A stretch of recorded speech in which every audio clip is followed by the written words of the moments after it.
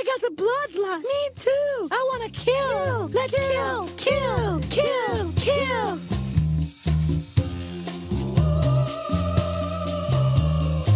Hello, listeners, and welcome to The Bloodlust. This is your go-to podcast for classy broads talking horror since 2014. This is episode 257 of the program. Tonight we are talking about listener request, The Night House, directed by David Bruckner. Favorite of the podcast. My name's Amy. I am your fearless leader. Joined, as ever, by my lovely and talented co-host, Jamie. Hello, Howdy. friend. Hey. How are you? Oh, I'm just fine. Very good. Yes. You vetted a new house sitter, or not a new one, but you introduced your new house sitter to your old house sitter to your new cat. Yes. Yes, it was a successful meet and greet. He's very good at meeting new people and warms up to them pretty quickly. So, Is that right? yes, it works out well. He let my little niece pick him up and hold him like a baby.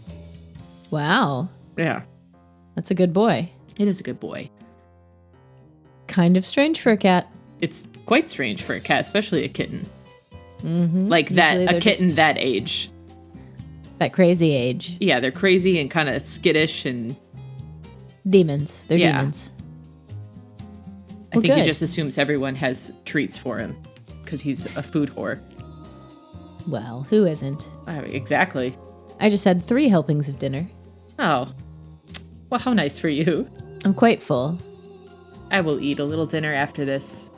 Not 3 helpings, huh? No, Look at certainly you having not. control. Yeah. Not me, listeners, not me.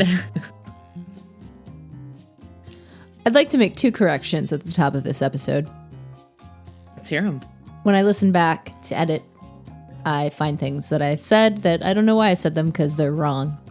It's because they're just wrong. Because they're just wrong. They're worse than right. They're wrong. So the first one is I told you about a book I got at the used bookstore by my house. And I said it was by Graham Masterson. That is not his name, listeners. His name is Graham Masterton. I said his name wrong. Did he So- reach out to you and say, fucking Yeah, he make a was correction, like- get it right? Yo, bitch. That's not my name. Yeah. I don't even know if he's alive still. Well, he's not now. But if he's not, he's spinning in his grave. Exactly. So The Wells of Hell that I got at the used bookstore is by Graham Masterton. Masterton. Great. Correction 1 down. Also, the Philip Fracassi book that I'm currently reading and very into by now. I'm about 65% done. I'm really liking it. It was hard to go to bed last night because I was wanting to keep reading.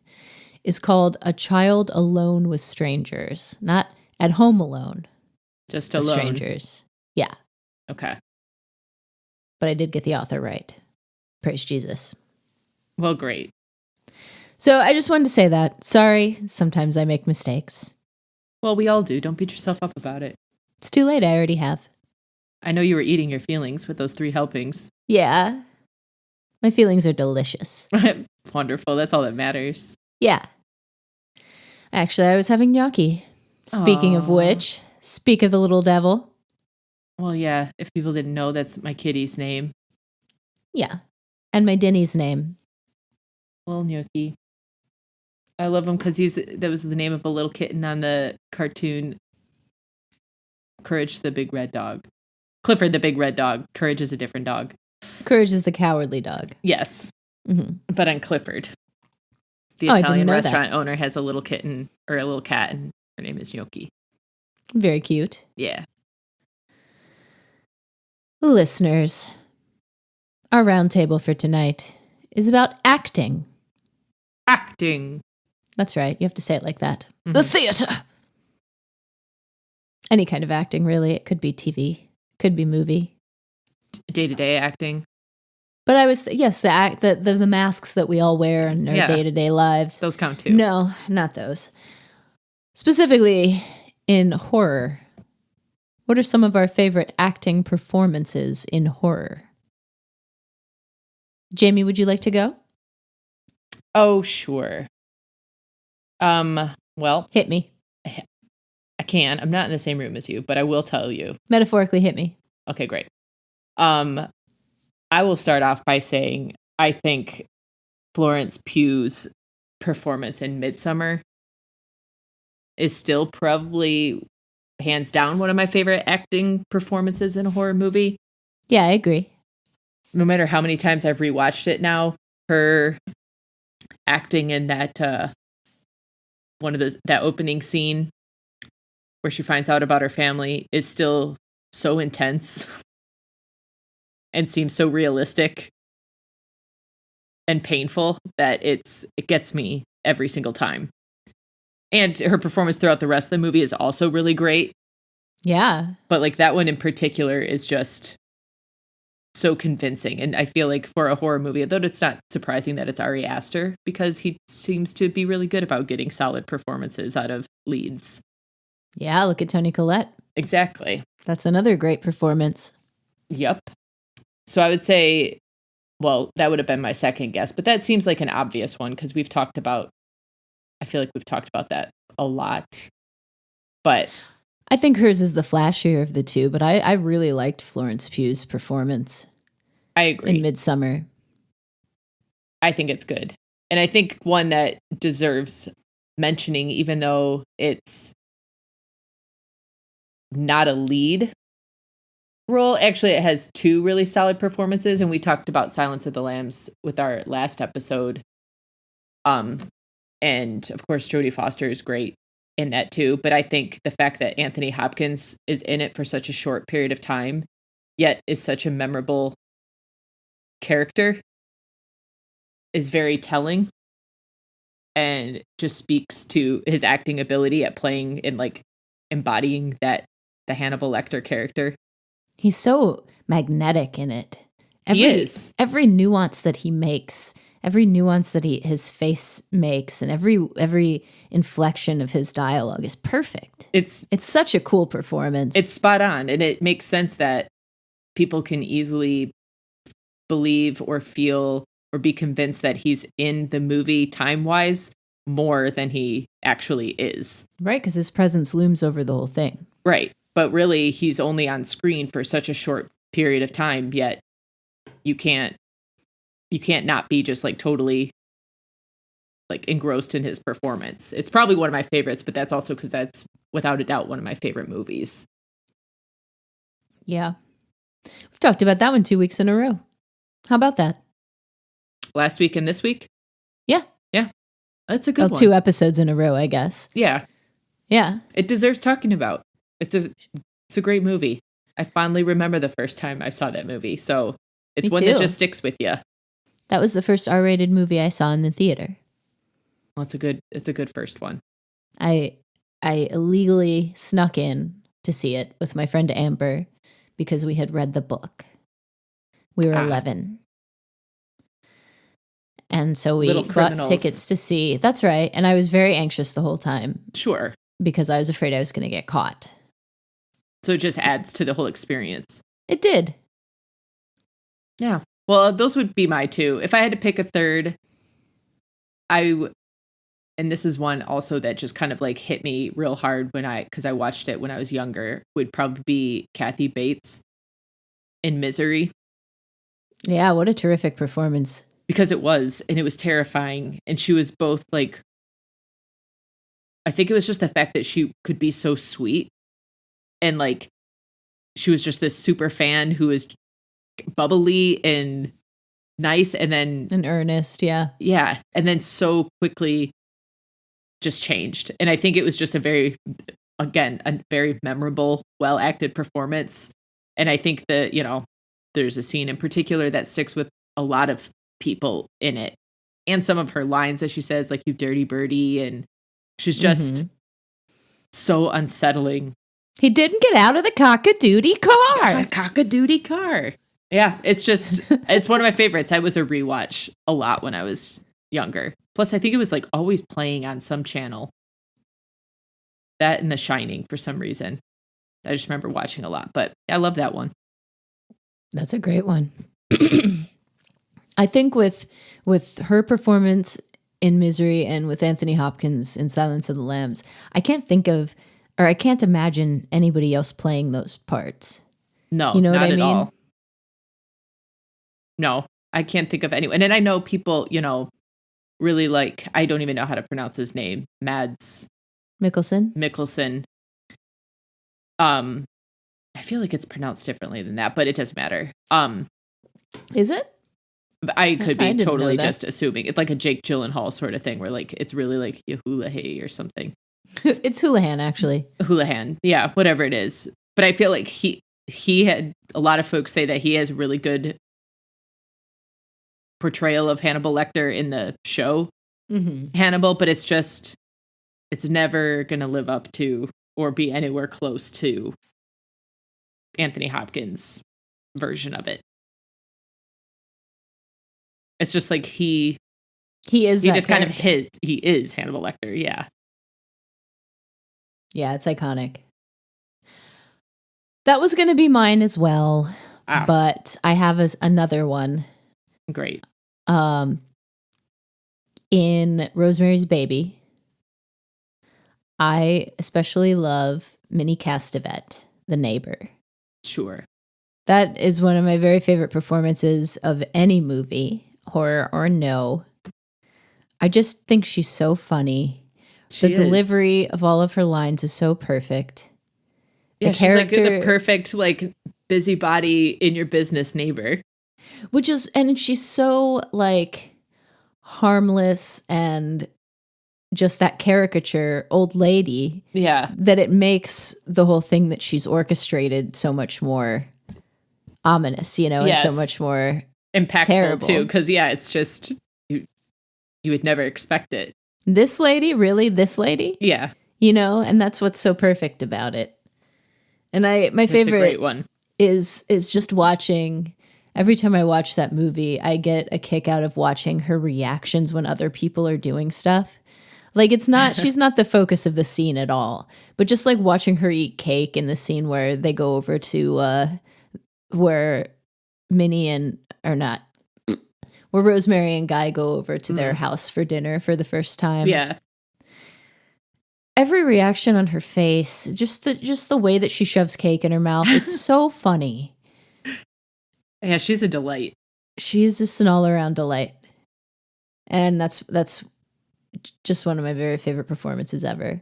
And I think that also Mia Farrow in that movie gives an amazing performance and carries the movie very capably. Yeah, for sure. I mean, I think about this movie as being very capably carried by Rebecca Hall, who is mostly the only one in it for a good amount of the time. Yeah.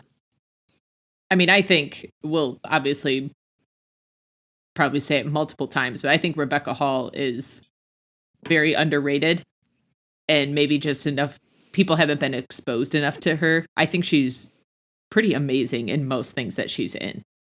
I agree. That's why we wanted to do this roundtable question, because we both think she's a very intelligent actress. Yeah. She's just great. Like, her characters always feel so real, and like she gives them her all. Like, it's Christine? Mm-hmm. Yeah. Listeners, if you haven't seen that movie, it's upsetting and it's intense, but she is amazing in it. Yeah, I also liked Professor Marston in the Wonder Woman that she was in. I do not know that one. It's good. Same kind of thing, just really smart character. Yeah. Really in charge of her own life, It seems like she chooses characters that are very interesting. Yeah, I can't really remember the specifics of her character in, what was it called? The Awakening? Yeah. Was that the name of that? But I do remember. She was like a skeptic who went to go like disprove things. It was another character like this. But mostly she's always loved that. Her in that. Yeah. There was that one movie. Oh God, why can't I remember what it's called? The one about where she's in that horribly abusive relationship and he comes back. She like runs away from him, but then he shows back up and he convinces her that he ate her baby and that the baby lives inside of his stomach. Do you remember that? No. What is that movie called? I mean, I must not have seen it because I don't know how you could forget that. I gotta look it up. Hold on a second. It's such a good movie. I really liked it. That's the only role I can think of that she doesn't seem like she's like in charge. Okay. Not a capable Resurrection. That's what it was. I have seen that one. Yeah. But for the most part. Oh yeah, she was in The Gift too. I forgot about that. I liked her in The Gift. You know, I also like that other movie, The Gift, with Cate Blanchett, and I think she gives a really nice performance in that movie. I don't think I've seen that one. It's the one, I think you have. I think we've talked about it. It's a Sam Raimi movie. Very underseen. It's got Cate Blanchett, Keanu Reeves, Hilary Swank, and Greg Kinnear. And Katie Holmes. And Cate Blanchett plays a psychic. I'd Not ringing a bell? No, I'd have to see clips of it. Yeah, well, I think Cate Blanchett gives a really nice performance in that movie. And actually, so does Keanu Reeves. And he plays a bad guy, and he's very scary in it. Which I would never have thought I'd say. I'll have to check it out and see if I have seen it. It's like songs when I think, like, I've never heard that. And then as soon as I hear it, I'm like, oh yeah, no, this one. Right. Yeah, I think we've talked about it before. Probably. But maybe I'm wrong. Perhaps I'm wrong. But I think that's a creepy movie and has a couple of good performances in it. Also, I recently saw Birth for the first time, which is a Jonathan Glazer movie. And it's not exactly horror, but it is very weird. And it's very Jonathan Glazer. And Nicole Kidman gives a really good performance in that. And so does the child actor that's in it. No. Well, Nicole Kidman is good in quite a few things. Always. Speaking of child actors, that child actress in The Others, which we reviewed earlier this year. That was a great performance from a younger actor, too. Agreed. Listeners, what are some of your favorite performances in horror? Let us know. You know how to get in touch with us. Speaking of our roundtables, we got a comment from our buddy Fiction Isn't Real, who brought up a really good director who's got a great aesthetic. Because that's what we were talking about on our last episode. Our roundtable question was, what director has your favorite aesthetic horror-wise? And they suggested Panos Cosmatos. And that is a great answer. It really is, yes. So, good call. Thank you for that. Also a really great performance. Oh, yeah. In that one. Mm-hmm. Very unhinged Nicolas Cage performance. Although saying unhinged and Nicolas Cage performance is kind of redundant. Sure. Moving on. Let's start talking about The Night House. Let's do it. Get us started, Jamie. All right. Well, this is rated R, has a runtime of 1 hour, 47 minutes. It is directed, as Amy mentioned, by one Mr. David Bruckner. It's written by Ben Collins and Luke Piotrowski. It stars Rebecca Hall, Sarah Goldberg, and Vondi Curtis Hall. It premiered at Sundance on January 24th, 2020. Released in theaters August 20th, 2021. And on Rotten Tomatoes, it's currently 88% fresh with critics, 69% fresh with audiences. Thank you, Jamie. Yeah. This movie was delayed because of COVID. Sure. What wasn't? Life was. All of life was. Along with all of the rest of the world, this movie was delayed during COVID. And I saw it in the theater, and it was one of the few things I was doing, I think, at that time, out in the world. I did manage to go see movies and sit a seat in between with people. How responsible of you. Thank you. Thank you. And I would only put my mask down to sip my slushie, and that was it. And to have a popcorn? Yes. Sure. Certainly. But otherwise, I was very good. So what is this about? This is a movie about someone who has recently lost her husband. Rebecca Hall's character's name, Help me out, Jamie. Oh, Lordy. Um, I don't know. I only remember her husband's name. yeah, her husband's name's Owen. It doesn't Yes. matter. No. This is about Rebecca Hall grieving the recent suicide of her husband. She didn't even know anything was wrong, but all of a sudden he kills himself. And as she is grieving, she starts to experience weird disturbances in her house and starts to think that her husband's ghost is trying to contact her. And as she sort of starts to investigate this further, she finds that her husband has been keeping some secrets from her. And as she digs deeper, she starts to regret looking into it at all. And that's what it's about. Yeah. Fairly simple overall premise. Yeah, kind of a haunted house movie. / mystery. Mm-hmm. David Bruckner, of course, made The Ritual, which we enjoyed very much. Just rewatched that recently. We cut it in half at a really weird time, and all of the momentum got choked out of it. So Kay's watching it for the first time was ruined. Oh, no. Unfortunately. Yeah, that's when you have to watch all the way through. You do. And the writers for this wrote Super Dark Times and the Hellraiser reboot. Ah. One of those I liked, one of them I didn't. Yeah, I have not seen the Hellraiser reboot, but It's not anyone very good. who listens knows I really liked Super Dark Times. Yes, indeed. What did you think of this? I kind of love this movie. Kind of or love? I say Or only kind of love?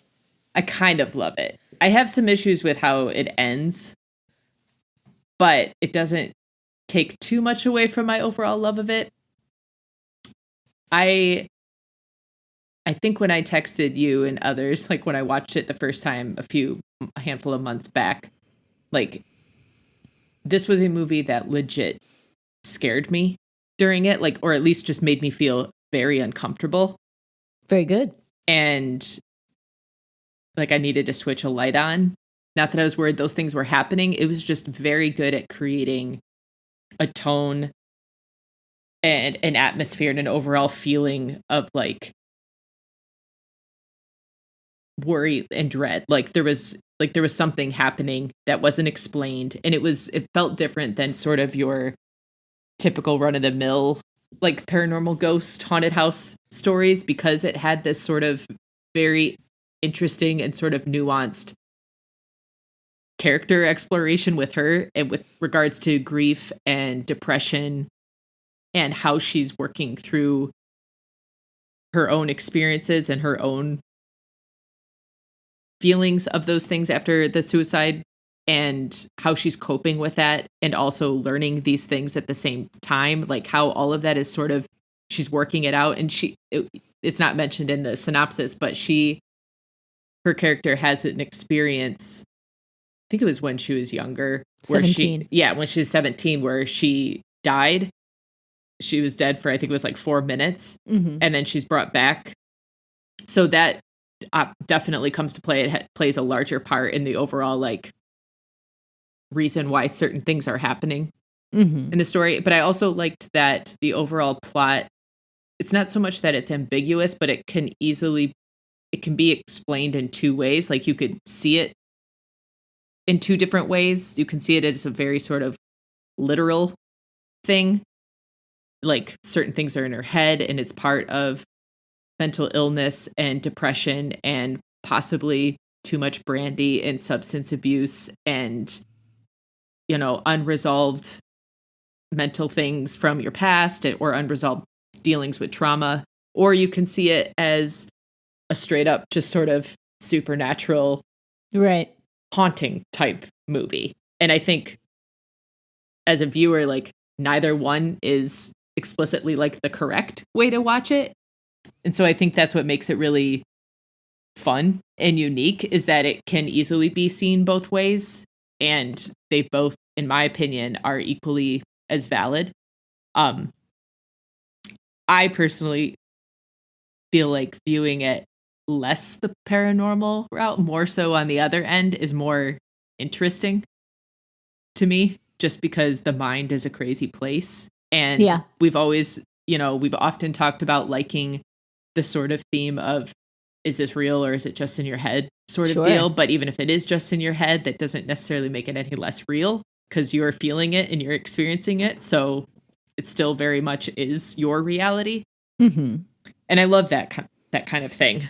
And that being said, like I found this to be quite scary. There are at least two that I can think of off the top of my head, like very good, very effective jump scares in this that I really liked and appreciated because they didn't feel like your sort of run of the mill jump scares that you see in, your The Nun or any of those sort of blockbuster movies that are coming out, because even though one in particular involves loud sound, it's part of the events that are happening in the story. And it's part of this weird sort of like waking nightmare experience that she keeps having in this sleepwalking thing. And it's not just part of the score being used to just like shock you. It's as a stinger or whatever. Yeah. Yes. It's just part of the movement of the story. And it got me so good both times. Like, yeah. Yes. And I think it's because it's such an effective scene where it's sort of a calming scene where you see her relaxing and sort of laying down and having a moment where you feel like, okay, she's finally like kind of in a little peaceful place at the moment. And it's like immediately preceded by the opposite, and then it's just like terror. And that it worked really well for me. And it was so good. And there are so many scenes in this where the director and like just the set design, they're able to use the negative space within the house and sort of the architecture of the house and the design of the doorways and shelves and that sort of thing, where it's like a larger picture, but they're able to use it in a way to sort of create optical illusions where you see like human figures or shapes and you like almost think you see it, but then it doesn't stay on the screen super long. So it's very much plays with your eyes. And like, I just think that is very cool. I haven't seen that a whole lot in movies. I can't think of anything that really does that in that way so effectively. And it's probably my favorite part about this movie. My favorite thing about it is that happens fairly frequently. And I think every single time it happens, I just thought it was so cool. And it was such cool imagery. And like, it was visually so interesting and creepy. Because there's this idea throughout the whole thing that this entity or this thing that she's starting to experience or is, messing with her in her house is like this nothingness, this nothing. And she, the note that her husband even leaves for her after he commits suicide says something like, "You were right. There is nothing. Nothing is after us," or something like that. Like, yeah. And again, that can be taken multiple ways. Like I said, a message from him on the other side saying like, there's nothing after this. Like, it's just a big nothing, or there's nothing to be afraid of. Or is there like an entity that exists within like negative space, within nothing, that can be harmful and is after you? This sort of like the idea of depression, where it's like this feeling of nothingness, and that's always weighing on you and it's always coming after you, and it's something you're always having to sort of battle and fight against. And I think that's I just think it's a really interesting way to sort of explore various like interpretations of that. And using negative space in the house to sort of show a character that may or may not actually exist. So I really liked it. I think it had a lot of strong points. And we've already said, like, I think Rebecca Hall in this is awesome. I think I have issues with the end of it, mainly because I just felt like they didn't it didn't really stick the landing as much as I'd maybe hoped. I think there was a lot of buildup and a lot of interesting themes and ideas and story throughout the bulk of the movie. And then sort of at the end, I felt like maybe it wasn't tied up enough or in as concise of a way as I think it could have been. Like it was maybe a little bit too ambiguous or kind of cheesy. It doesn't mean I hated it. It just wasn't my favorite part of it. I was kind of hoping that like my strong feelings about like the first 2 acts would continue on, and they just kind of dwindled a little bit towards the end. Yeah. I thought where things go with regards to like what her husband was up to and what she learns about him, I think that was an interesting mystery to unravel as the movie went on.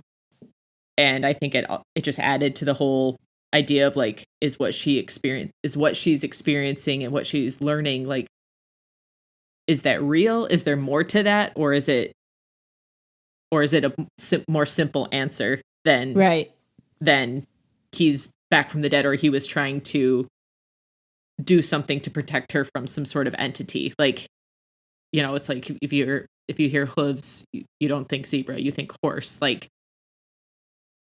it could be the simple one, or it could be like it is the more paranormal situation. Right. So I think this movie has, I don't know, just a lot of things to appreciate and a lot of things to like about it. I found it very scary. I think the acting in it was really good. I think the sound design and the mixing was very effective and worked really well. There's some awesome visuals in this, and I've recommended it to multiple people saying like, this one scared me, so like you should enjoy it too. And my only issues with it really are just the ending was just a little lackluster, I guess, than what I hoped for. And what do you think you want to rate it? I think I would rate this a 4.5. And that's mainly because it's so rare that I feel that tension and that sort of like fear during a movie. I'm glad I gotcha. Oh yeah, it definitely. I mean, it got me real good the first time. I definitely felt scary and like, you know, or felt scared and felt that same sort of tension the next time. But obviously, knowing things that were going to happen took away from that first viewing. You'll never get that back. Nah. And it was just highly effective to me. But I also made a point when I watched it to like, I didn't look at my phone. I had all my lights off. Like I wasn't distracted by anything else. So I was able to just watch it. And I'm glad I did, because it's not often that a movie can get me like that. I wish it would have gotten me. Yeah, I wish it would have too. I think the first one with the music cue startled me. Yeah. And I really like that song. Oh, it made me jump Shazammed it so hard. This one didn't make me scared or anxious throughout. I do think it's a good movie, and I think it's well made, but it didn't. I was more like interested in the mystery of it, I think, than I was interested in it as like a terrifying movie. I think it really hangs on Rebecca Hall's performance. And I think that she's got a nice kind of buildup of rage going the whole time. Mm-hmm. It's actually really hilarious at times. Yeah, she just like is pissed throughout. She's just the movie. over it. Yeah, she like doesn't take shit. She doesn't care. Yeah, and I really like that. You like her character. You know that she's going through like the worst time in her whole life, probably, and you still kind of like her and are rooting for her. And I think that Rebecca Hall brings something to her roles. I think most of her roles where she just exudes intelligence and like capability. Yes. And I think that in a horror movie, the reason I like her in horror movies and thrillers and stuff is because she's so capable and smart seeming that if something rattles her, I feel like then you're like, damn. Right. You know what I mean? Yeah. Because there's so many scenes in this too where like something happens, there's a noise, or you see something, which to me, I'll say like that's what caused the scary feeling and the fear in me are those visual things that like seeing the stuff in the shapes of the house and whatnot. For some reason, that was just, it was so interesting. It's so cool to see. And that really unique. That made me very uncomfortable, but in a great way, obviously. But like you see those things happen, and instead of shying away from them or like immediately like flipping on all the lights and leaving the house or whatever, like most often she just investigates immediately. She just like goes to it. She goes outside to look at things, and it's like, of course, okay, you got this. Like, yeah. Yeah, I really thought her performance was great. And I think that David Bruckner did a very nice job as far as running the show here with this movie. I think that it's got a really nice look. It's got a good pace. I really like some of the imagery, the boat floating across the lake at night with the red moon shining on the water, and then like the part where it's like where she can tell that she's in like the reverse world or whatever because there's two moons, there's the red moon and the regular moon. I think he does a nice job with visual cues letting you know that things are wonky in this universe. He does the same thing with The Ritual, having just watched that again recently. I was seeing a lot of parallels between that movie and this movie, showing how a character's past, the stuff that happened in their past, is affecting them in the present through visual cues. He's really good at that. Like if you think about in The Ritual, the issue that the murder that happens at the beginning of the movie, you know, and how he is always it's always coming up and he's coping with it. And he shows that in the movie visually by showing the lights of the convenience store, you know, sprouting up in places like the forest and stuff. Yep. He does the same kind of stuff here and shows us visually the ways that her grief and stuff is affecting her. Yeah. And I really like that. I think that is a really interesting way to tell a story and to give you more insight into a character. Mm-hmm. And it helps create that feeling of unease because you can obviously tell that things aren't just right. And you're like, are these things really happening? Again, like, is it really happening or is this just in her mind? But it's definitely an effective way of showing you like things are going off the rails a little bit. Mm-hmm. This is also kind of David Bruckner's, I think, attempt at like elevated horror, right? Like him wanting to make it's about grief, or whatever kind of movie, right? And I think he does a good job. I think so too. I think that the writing is not always great in this, and I think maybe it was that made the ending anticlimactic. I'm not sure, and we can talk about it when we get to the end, but I agree with you. The ending is just not really a climax. It's a very anticlimactic ending. And we've talked about this, and just on the last episode, I talked about how I like ambiguous endings. Mm-hmm. I didn't find this one ambiguous as much as I found it to just kind of fizzle at the end. Yeah, it was very forgettable. Right. And I watched it a second time. Like I rented it. I watched it in the theater and then I just rented it in preparation for the show, and I rewatched it, part of it at least, with Kay, because she didn't watch it with me. So before the rental was up.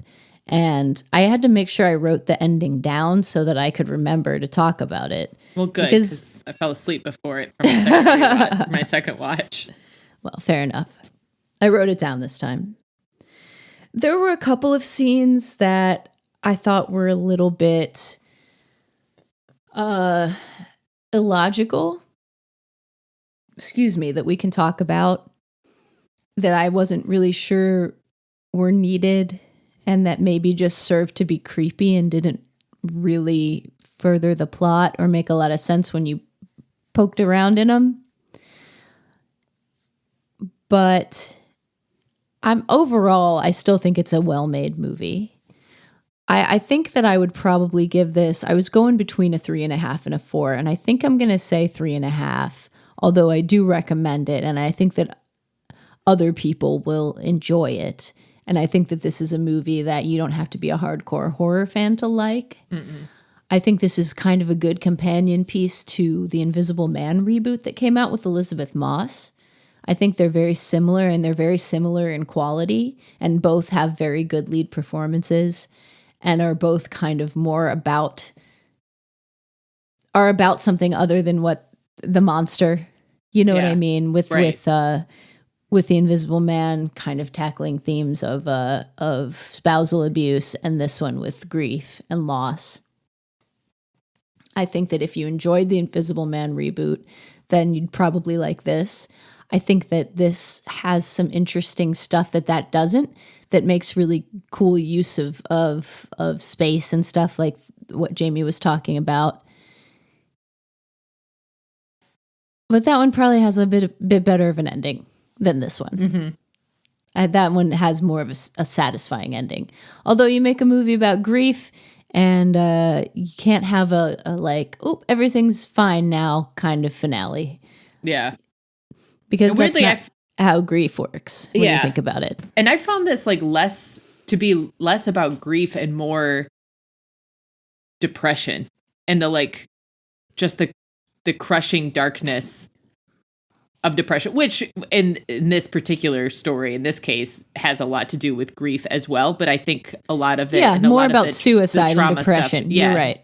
Stemmed from her traumatic experience, the suicide, her feelings of, being completely blindsided by this whole thing.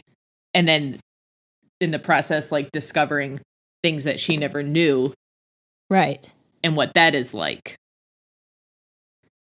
Yeah, I liked that aspect of the story very much. And I think that's why Rebecca Hall's like rage-filled performance worked so well. Because it's like finding out that you really don't know somebody that you've been with for all this time. Yep. And what that would be like.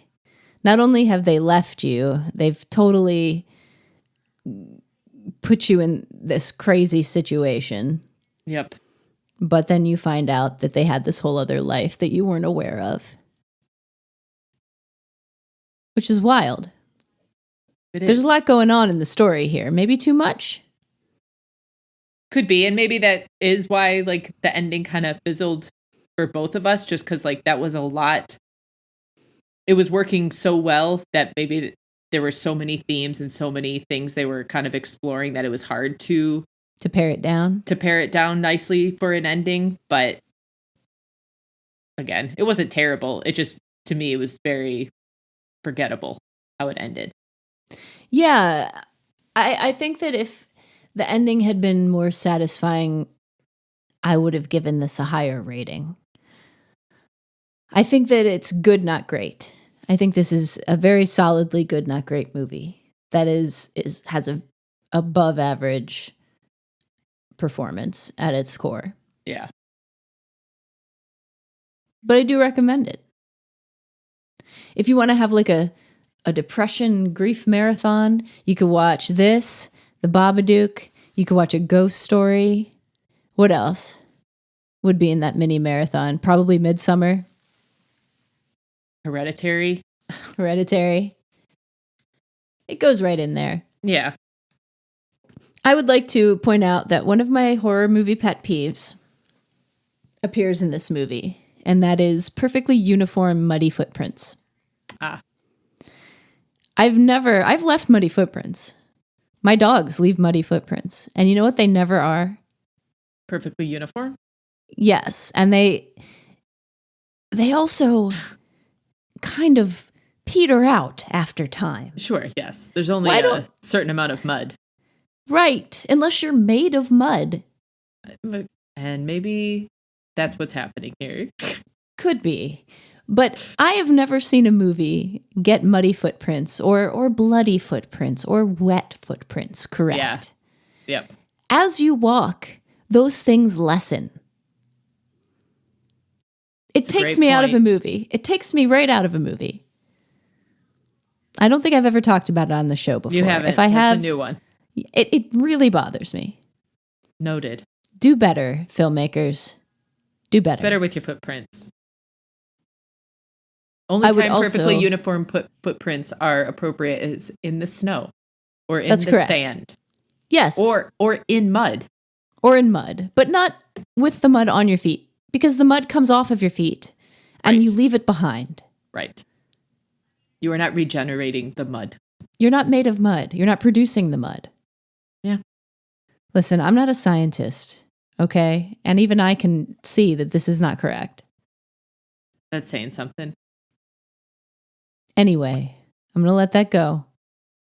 I'd also like to point out that the song from this movie that plays repeatedly and is part of the plot is a song called Cavalry Cross by Richard and Linda Thompson. And I Shazammed it, and I thought I would share it with you in case you also thought it sounded good. It is not Looking for the Magic. No, it's not. That is a different movie. Right. Also another good song. Yes, that plays Looking repeatedly. for the Magic by Dwight Twilley Band. Yep. That plays repeatedly in a horror movie and is kind of part of the plot. So I am doing so much burping and my throat's making so many weird noises tonight. That's all right. That's on you. Well, maybe they'll think it's you. They don't know. Well, you just admitted it. Yeah, good point. Damn. Cut that. Cut that. That's what we think about The Night House. Thank you, listener, for suggesting it. We love to get listener requests. Please send them to us. And we will do our best to get to those movies. I think we should talk some spoilers here so we can discuss that ending. Yeah, let's do that a little bit. You ready to do so? Mm-hmm.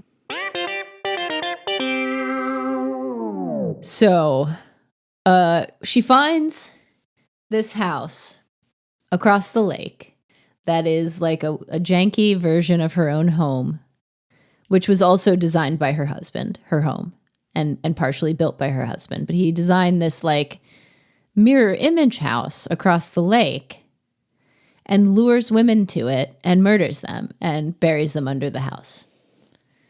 And we find this out and we're like, oh, fuck, her husband was a serial killer. That's terrible. But that is not exactly what happened. The twist is that when he says in the note, it's not that just like you thought, there's nothing after you die. There's a presence that connected with her when she was dead that has been obsessed with her ever since. Almost like a Final Destination. Yeah, right. Situation. And so this thing cannot directly hurt her. So it is working on the husband to force him to murder her.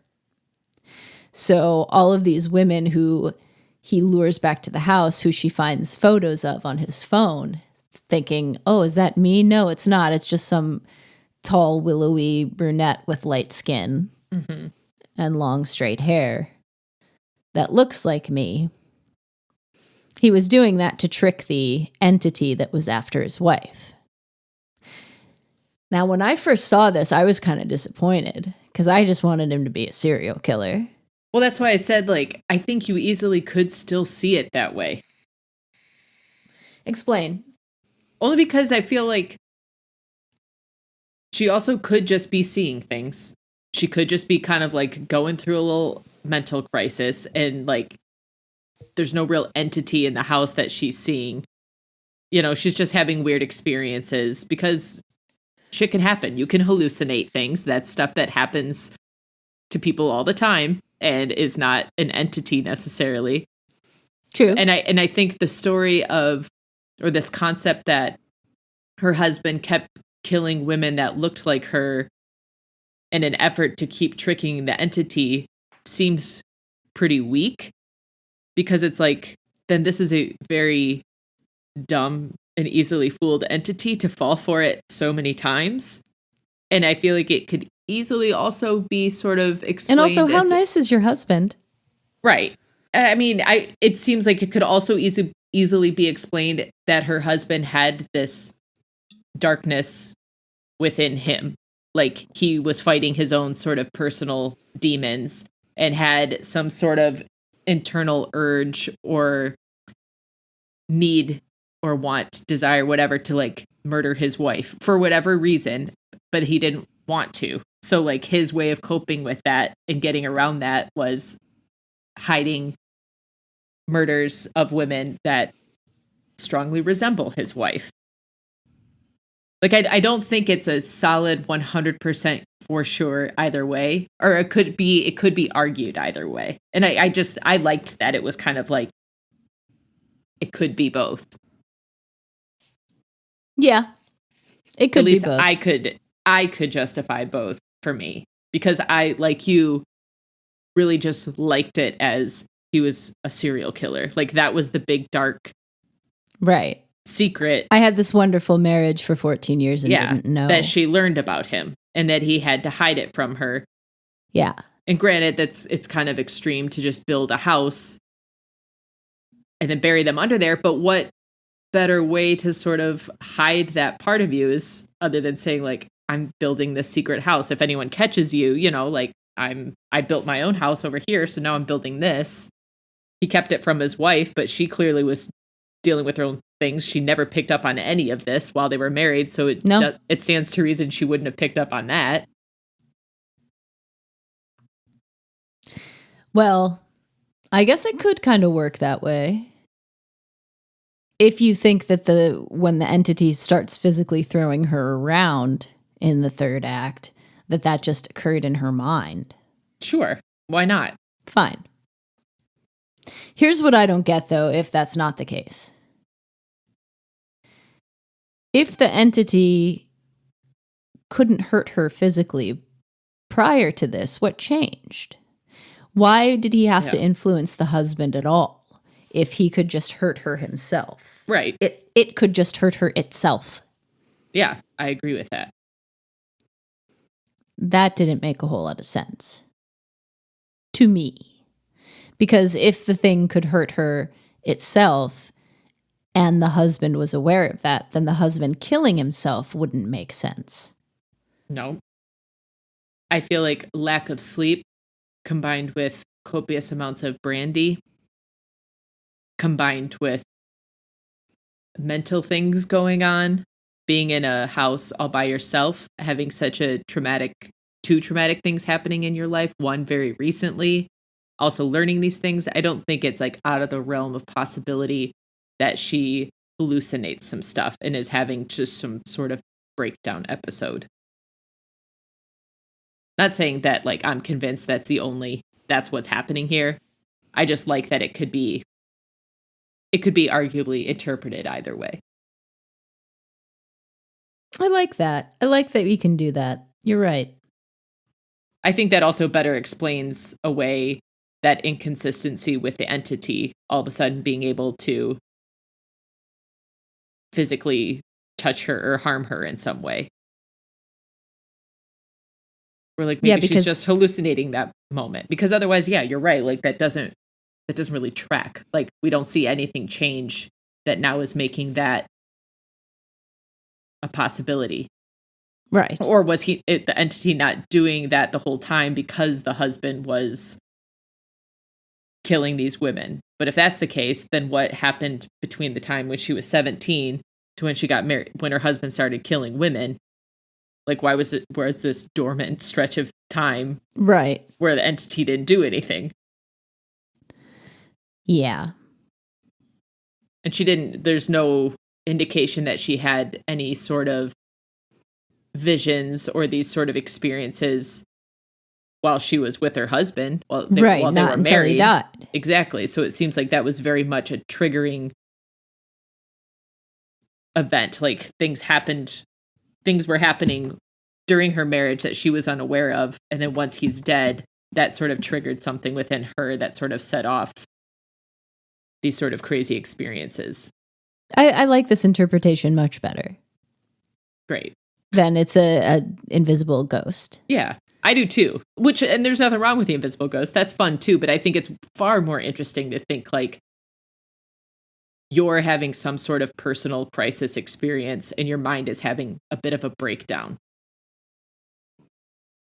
and not able to process all of the things that are currently happening and all the emotions and things that you're learning and the things that you're feeling. And this is sort of your mind's weird ass way of coping with it or sort of like dealing with everything. You're just losing it a little bit. Well, that's what happens when somebody dies. Yeah. I mean, it can, for sure. Yeah. Or when you get divorced or whatever. Any big change like that. Yeah. You kind of lose it a little bit. Yep. So, listeners, what did you think about the ending to this? What do you think about Jamie's interpretation? Just having it be like it's depression. It's depression and anxiety and all the bad things that happen and unhealed trauma. Going away. Yeah. Oh, horror. Yeah. I love how you're about more than one thing. It's very fun. It is. I think that's what makes it fun too, like when you watch the movie as it obviously builds up as the movie goes along. Yeah. Where like the sort of optical illusions in the shapes in the house start kind of subtly, then they start happening more frequently. Where it's like they are just sort of light hallucinations in the beginning, and you're kind of like, did I just experience that? That has to have been a real thing that I just saw, because that my mind didn't, make that up. But then it just gets progressively crazier as you start to continue to lose sleep, and now you're sleep deprived and just totally out of your mind. Yeah. It works. It did for me anyways. I do wish I found it scarier, but I thought it was well made. Well, we'll take that. Yeah. I guess we're sort of reversed of last time. Yeah. That's fun. It is. A little switcheroo. So, listeners, for our next movie, we're going back to the theater. We are going to see the newest Alien movie, Alien Romulus. The trailers have been looking pretty cool, I gotta say. I'm a sucker for an Alien movie, so I'm ready. I'm probably one of the few who still loves Prometheus. Yeah, I think you are. I loved it. I thought it was so fun. But I have high hopes for this one. And I hope it's good. I have hopes. Well, we'll see. I'm done with my high hopes. I understand. You keep those expectations low. Yep. It's always served me well. I don't know why I was led astray. Marketing campaigns, man. Goddamn marketing. They'll get you. They got me. I'm not going to let them do it again. You were targeted. You've been targeted. Mm-hmm. Well, hopefully Alien Romulus is good. Go see it. It comes out August 16th in theaters. And then join us back here in a couple weeks, and we will discuss it. Yes. Anything to add, Jamie? You reading anything new, anything like that? No. Work's been busy. I got lots of traveling coming up. Very good. Yeah. I'm trying to think I did. What did I just reread? I'm totally blanking. Oh, I reread, oh my God, I can't think of the freaking title, but the one about the true crime book about the girl who goes to Japan. Oh, it's called... Was it about darkness? Is it? People Who Eat Darkness. Yes, that's what it is. Yeah. I've reread that probably 4 times. Have you? Yeah. I mean, listen, that's my shtick. Like, rereading, rewatching, re-listening. It's an ADHD thing, maybe. I don't know, but it's a comfort thing for me because I know I'll like it. reread books too. I don't. Yeah. It's harder. It's very hard for me to dive into something new. I will almost 80% of the time just go to something I've read before. But that one I just reread recently, and man, it's such a good book. It It's is such a very crazy interesting story, but it's written so well in that book. Like, it's just got a very nice flow. Anyone who likes true crime. That's when I first It's a very good found one. out about the people who will specifically scam people Yes. who have missing and murdered loved ones. Yep. Always be wary. God. Never trust them. Vultures. Totally. Yeah, that book's called People Who Eat Darkness. I forget who wrote that. Yeah. I didn't even remember the title, so. Well, fair enough. But it's a good book. And I hope to finish A Child Alone with Strangers before we talk next. But so far, I'm really enjoying it. Great. Yeah, I was surprised. It's very differently written than Boys in the Valley, his other book, Philip Fracasse's other book that I read. A little bit more, I don't know, variety between the voices, and I like it. I'm enjoying it. I am going to go read some more of it. Nice. Oh, and a random side note, when I was visiting Becky in Vancouver, we stopped at this vintage store that had a bunch of vintage horror books. She wanted to stop there because she likes to collect the paperbacks. And I convinced her to get this one that's about a serial killer who's a falconer. Oh, really? And so it's got this really cool like 70s cover with a peregrine falcon on it. And a lot of the descriptions of things are very like erotic noir but there's also like falconry imagery in it. And I'm like, well, this is delightful. She read a couple passages out loud. Do you remember the title? Not off the top of my head, but I can ask her. Damn it. I'll let you know. It was something falcon, like the night falcon or something. I would hope something so. very cheesy like that. Yeah. Obviously, that's what drew my eye. I was like, Birds you of Prey. need to get this one. I love that. I would love to go to that store. Damn. Yeah, it was very cool. They had a ton of stuff. Good prices? Yeah, seemed to be. Nice. That was right. That was on the island. On Vancouver Island. That's very cool. Yeah. Okay, listeners, that's going to wrap things up for this time. We'd like to thank you for listening. As always, Jamie, thank you for joining me. Of course. Happy to be here. We would love for you to rate and review our podcast on your listening platform of choice. It would help other people to find us. And also, recommend us to your friends that like horror movies. Yeah, why not? What So else you this got has going been, what the hell else do you have to do? You watching the Olympics? You yuts. Hell no. Actually, I really like watching the Olympics.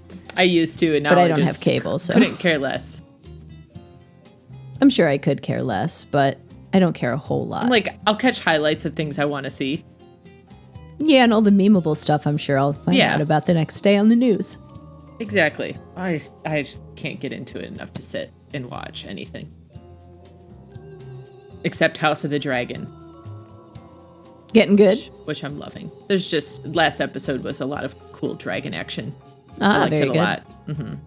Sweet, sweet dragon action. Love it. Gnocchi loves it. He goes crazy when they fly on screen. Oh, yeah? Yeah, it's very cute. You got to get that on video. I'll send you a picture. He was like sitting on his hind legs. It's like standing up on his hind legs, just watching it. Cute baby. Yeah, cute little baby. All right, guys. We'll talk at you in a couple weeks about Alien Romulus. This has been episode 257. Until next time, I've been Amy. I'm Jamie. Thank you, good night, and hail Satan. Bye.